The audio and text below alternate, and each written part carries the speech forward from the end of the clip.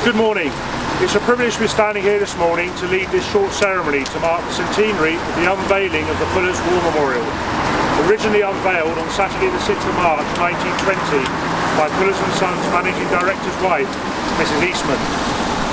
The memorial was formally dedicated to the 61 fallen from the First World War on the 6th of March 1920, when the building was the Perth works of J. Puller & Sons.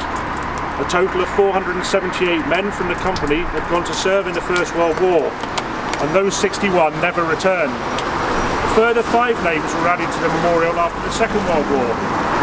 Pullars was a large employer at the time of the First World War, which is evident by the names on this memorial coming from not just the local area, but Edinburgh, Glasgow, Leeds, Hove, Newcastle and London. Pullars of Perth ceased to trade in 1990, and this building became the Perth and Kinross Council offices in 2000. Since 2016, 13 council and retired council staff have undertaken voluntary research into the lives of those 61 men, supported by local and family history staff in Culture Perth and Kinross. And it is with thanks to them that this ceremony and our annual remembrance service takes place here. Their research has uncovered some fascinating details. For example, there are sadly 3 sets of brothers listed amongst the 61 names. There are, of course, the 2 former St Johnstone footballers. Some of the names are also commemorated on memorials at the Tulloch Institute and at Jeanfield Park. One name on the memorial was amongst a remarkable 7 brothers who served, 2 of whom never returned. One died on the last day of the First World War, and one was killed by friendly fire. Some having their lasting resting place here in Perth, having succumbed to the wounds or illness upon return from the front. All of their stories will be continued to be shared by the Pullars Memorial Remembrance Group and will be passed on to Perth and Kinross Remembers Legacy Project as a lasting archive. I am pleased that relatives have got in touch or may be here today who can perhaps add to these stories. I thank the group for continuing to remember those brave men's sacrifice.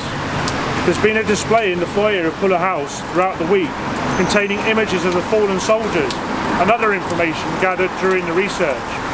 I hope many people have been able to visit this, and I'd particularly like to thank Johnston's apparel master at Unveiling for sharing the original images from the unveiling ceremony in 1920 for part of that display.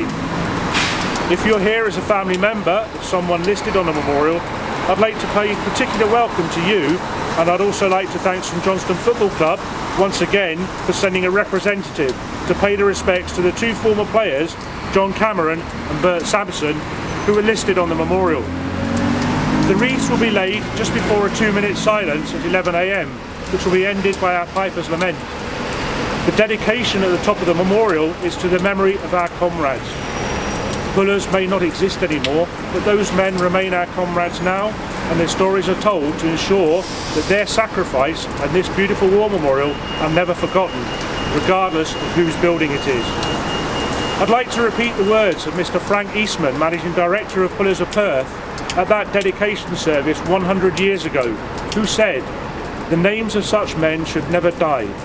Their posterity for hundreds of years ought to be taught by the sight of such memorials. How much the men of this day and the generation endured and suffered. We will remember them." I'll now invite members of the Pullars Memorial Remembrance Group to read out the names of those remembered on the memorial. Barclay, William Bell, Thomas Bissett, William Bruce, John Cameron,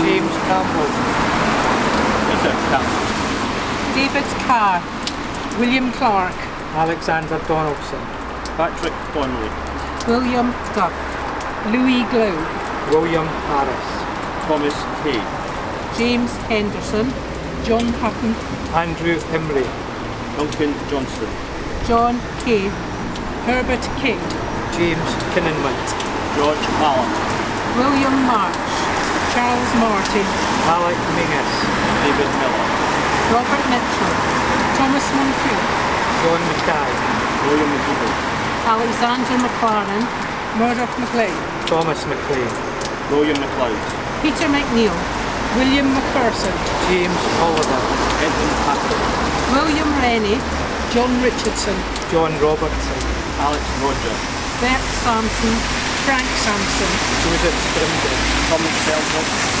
Edmund Sinclair, Robert Sinclair, Donald Small, Alexander Smith, Alex Stewart, William Sword, David Taylor, Herbert Turnbull, George Washer, William Webster. John White, William White.